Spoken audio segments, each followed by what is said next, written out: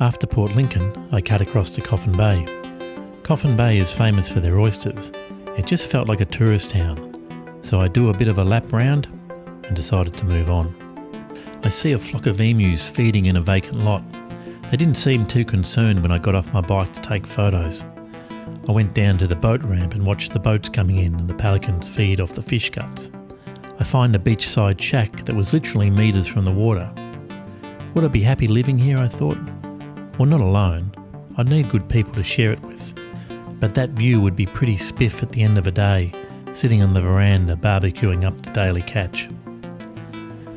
It's getting late and I drive on, not really knowing where I'm going to camp for the night. It's 150 kilometres to Alliston, and there looks as though there's nothing in between. And then I see a sign. Bar open. Tuesday, Thursday, Friday. It was Tuesday. I'm in luck. I pull in. It was like a mirage. A huge hall with sprung dance floor and a cosy bar. I got talking with Donna, the barmaid, and she said I'd be crazy to ride on given the hour. She said I could camp next to the sports oval. Cool, I thought. The sky was looking a bit dark, so I could shelter my bike under a shed. Donna and her husband grew olives, but also had a solar and wind-powered eco-lodge overlooking the water. She told me if I went to a hideaway shanty town called Little Douglas, I could get Coffin Bay oysters directly off the boat. It sounded like a good plan, and the next morning I headed off for a seafood feast. I got a little lost on the way and stopped in at an old historic woolshed converted into a cafe. I got talking to Jackie, the owner, and asked her if I had ordered her local garfish, whether I'd be able to bring in my own unshucked oysters as an entree. She said not a problem and gave me a shucking knife to borrow. With new directions I headed towards Little Douglas. I drive along the back streets having a bit of a squiz. I gather this town is just set up for the local workers at the oyster sheds. Not much gardening here, just old rusted tractors and fishing nets. I pull into the first oyster shed I see and find a young crew of guys sorting freshly caught oysters. At $7 a dozen, I get 30 for $15. On the way back to Mount Dutton Bay Woolshed, I see a sign for Donna the barmaid's Eco Lodge. I decide to drop in and have a gander. I'm met by Donna's husband, Rod, who gives me a quick tour.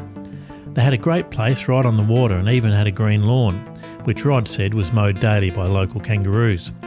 Donna and Rod invited me in for some homemade lamb stew. I just had a small taste, as I still had my seafood feast to prepare. Rod had bartered some of his olives for the lamb, and they seemed to be living quite the self-sufficient lifestyle, growing their own veggies in a sunroom. For some reason Rod showed me a trophy he'd won for Australian of the Day. He got it because he had built a houseboat out of scrap metal. I didn't even know there was such a trophy, but I thought if anything deserves a prize, it's recycling scrap into a home on the water. I toddle back to Mount Dutton Bay, where I get busy on the foreshore shucking my oysters. I'd never shucked fresh oysters before and probably wouldn't win any speed records. I sampled one and they were quite special. The first taste that hits you is like the taste of the ocean, a real salty, refreshing tang. And then this sweet aftertaste. I now understood why Coffin Bay oysters are revered around Australia. I'd never tasted that sweet aftertaste in an oyster before. With everything shucked, I headed into the woolshed to start my feast. I wondered what the collective noun for a group of oysters is. A hard-on of oysters? A squirt of oysters? I think it really depends on the number you eat.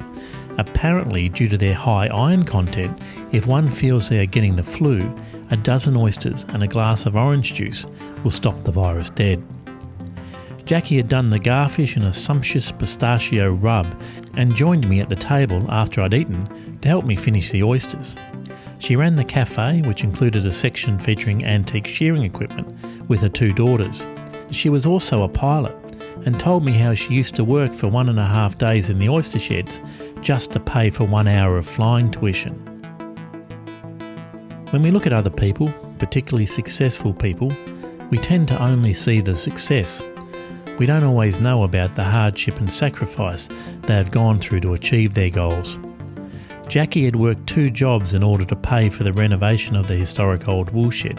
She was now keen to experience more flying and had future dreams of solo journeys around the world. I think it's good to have big dreams. I'm living one of mine. It's something I've wanted to do for at least 3 years.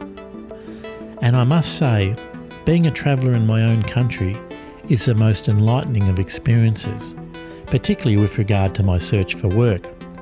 I'm getting a real insight into where Australia is now and how things are going once you get away from the glow of the city lights.